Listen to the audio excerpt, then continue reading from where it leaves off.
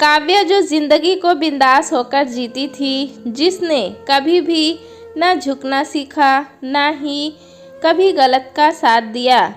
काव्या अपने पिता का मान है, या यूं कहें उनके जीवन का पूरा सारांश है तो गलत नहीं होगा, क्योंकि रामकिशोर जी ने उसकी पहलवान बनने की ख्वाहिश को पूरा करने के लिए न जाने कितने लोगों की बातें सुनी है, न जाने क्या क्या सहा है, पर फिर भी उन्होंने उसके सपने को पूरा ही नहीं किया, बल्कि उसके हर सपने, हर खुशी को उसके साथ जिया है। आज जब भी काव्या कोई प्रतियोगिता में विजयी होती है तो रामकिशोर जी की छाती चौड़ी हो जाती है। लेकिन आज के युग में जब वो अपने देश की महिला खिलाड़ियों के साथ कुछ गलत होता देखते तो कहीं ना कहीं वो अंदर से डर जाते कि अगर मेरी बेटी के साथ कभी ऐसा कुछ हुआ तो क्या होगा। काव्या ने उन्हें बहुत समझाया कि बाबा, आगे क्या होगा उसका नहीं पता, तो क्या उससे डरकर आज मैं जीना छोड़ दें? नहीं बेटा, मैं जानता हूँ तुमने यहाँ तक पहुँचने के लिए बहुत मेहनत की है, तो फिर आप क्यों डरते हैं बाबा?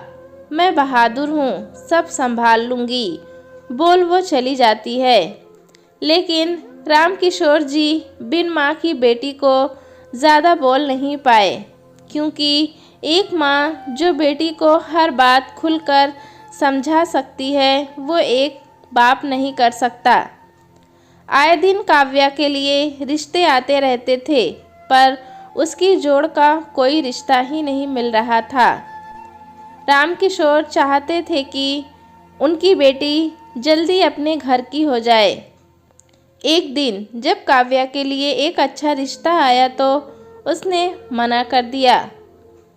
तब रामकिशोर जी ने कहा, बेटा, शादी के बाद अगर कोई तुम्हें पहलवानी न करने दे, क्या तुम सारी उम्र कुंवारी रहोगी?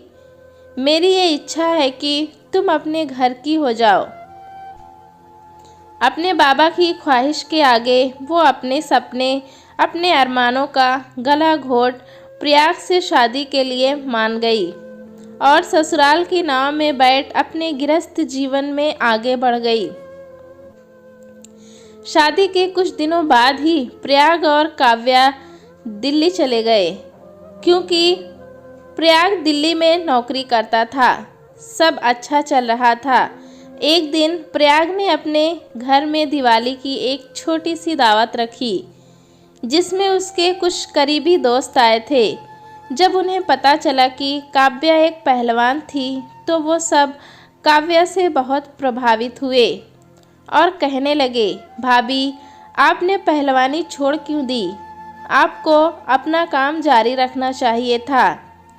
ये सब बातें सुन प्रयाग बीच में बोल पड़ा, क्या यार, तुम सब इसके पीछे ऐसे पड़े हो जैसे कोई फिल्मी हस्ती है। वो एक पहलवान ही थी, इसमें इतना बड़ा क्या है जो तुम इतना प्रोत्साहन दे रहे हो? प्रयाग हंसकर बोला, पहलवान से ज़्यादा ये एक अच्छी पत्नी के रूप में जचती है। वैसे भी पहलवानी करने से क्या मिलता है? अगर किसी प्राइवेट कंपनी में काम कर रही होती तो सोचो आज कहाँ होती। प्रयाग की ऐसी सोच जान उसके कुछ दोस्तों को आश्चर्य हुआ, पर वो मेहमान थे जो थोड़ी देर बाद अपने अपने घर चले गए। लेकिन काव्या ये सब जान जीना ही भूल गई थी। वो अब कम बातें करने लगी थी। प्रयाग के साथ भी अब वो कभी कभी ही बाहर जाती थी, क्योंकि प्रयाग को अच्छा नहीं लगता था जब उसकी बीवी को एक पहलवान के तौर पर सब बुलाते थे। वो चाहता था कि काव्या की पहचान बस उसकी पत्नी के रूप में जानी जाए। कुछ महीनों बाद जब काव्या ने अपने बाबा से बातें करना बंद कर दिया तो उसके बाबा को उसकी चिंता होने लगी और वो उससे मिलने उसके घर आ गए। अपने बाबा को अचानक से यूं अपने सामने पा वो उनसे लिपट कर रोने लगी। उसकी पीड़ा से अनजान रामकिशोर समझे कि इतने समय बाद उससे मिला हूँ, शायद इस वजह से वो ऐसा बर्ताव कर रही है। एक दिन दामाद और ससुर दोनों बैठ बातें कर रहे थे। तभी रामकिशोर काव्या की पुरानी बातें, उसकी पहलवानी के किस्से सुनाने लगे। बस फिर क्या होना था, ये सुन प्रयाग चिढ़ खड़ा हुआ और बोला, आपकी वजह से आज मुझे बहुत शर्मिंदगी होती है। क्या हुआ दामाद जी? अगर आपने काव्या को पहलवान नहीं बनाया होता तो अच्छा होता। मैंने आपसे शादी से पहले ही कहा था कि मुझे पहलवानी पसंद नहीं है। तो बेटा वो कहाँ खेलती है, हम तो बस बातें ही कर रहे हैं। आप बातें भी क्यों कर रहे हैं, ना किया करें। ये सब सुन वो अपनी बेटी की पीड़ा, उसके निर्झर बहते आंसुओं का सबब समझ गए थे। जो इंसान उसकी खुशियों, उसके अरमानों का खूनी है, आज वो अपने आप को कातिल नहीं बल्कि कोतवाल समझ मेरी बेटी को ही मुजरिम ठहरा रहा है। बस बहुत हुआ, अब मेरी बेटी यहाँ नहीं रहेगी। क्यों, क्या हुआ ससुर जी? जो इंसान मेरी बेटी के सपनों की इज्जत नहीं कर सकता, तो फिर मेरी बेटी का यहाँ रहने का क्या मतलब?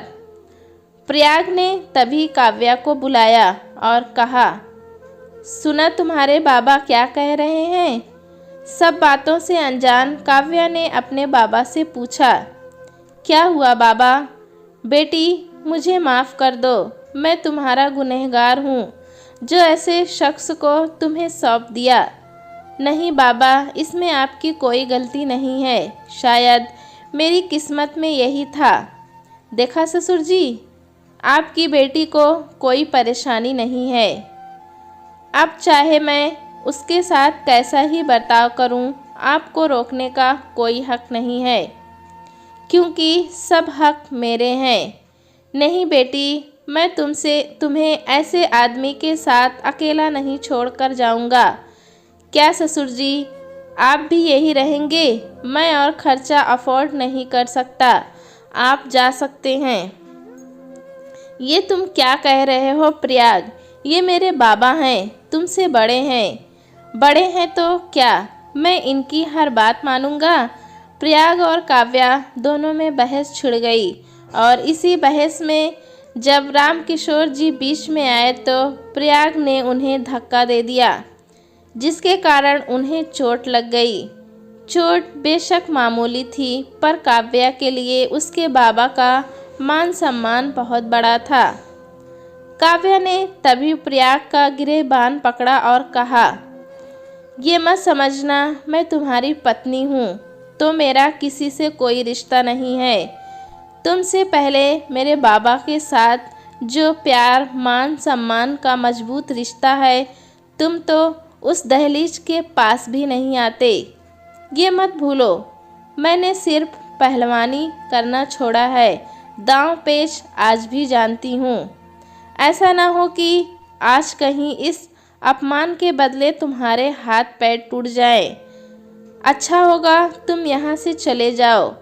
प्रयाग ने थोड़ी देर बाद राहत की सांस ली और बोला, मैं क्यों जाऊँ, ये मेरा घर है, जाना है तो तुम जाओ।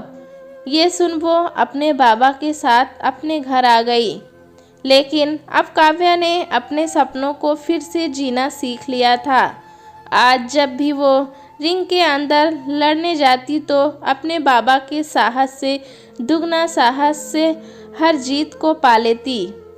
आज भी प्रयाग और काव्या का तलाक का मुकदमा चल रहा है, पर अब काव्या की बस इतनी शर्त है कि अगर प्रयाग को अब मुझे अपनाना है तो मेरे बाबा का मान उन्हें लौटाना होगा और मुझे मेरी सोच मेरे सपनों के साथ अपनाना पड़ेगा। नहीं तो मैं आज भी अपने बाबा की बेटी और उनका मान हूँ। दोस्तों कहानी कैसी लगी हमें कमेंट में ज़रूर बताएं। चैनल पे नए हैं तो एक लाइक और सब्सक्राइब करना ना भूलें।